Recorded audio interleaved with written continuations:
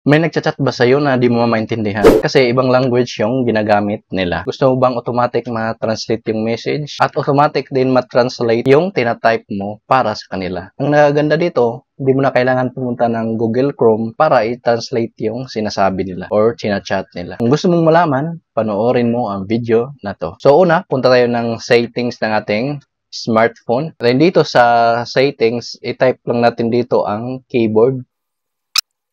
Ang pipiliin natin ay General Management ng Keyboard List and Default.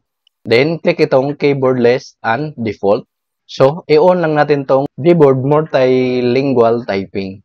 Okay? So, pupunta tayo sa tao na gusto nating i-chat. Then, dito sa baba, yung may tatlong tuldok, click lang to. I-click lang tong Translate.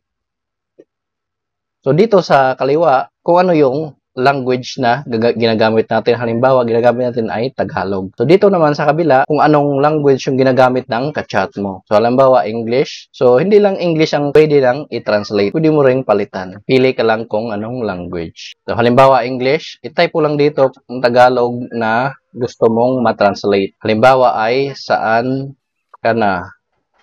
Click lang tong sa baba para automatic ma-translate siya. Ayan. So, automatic na translate. Where are you?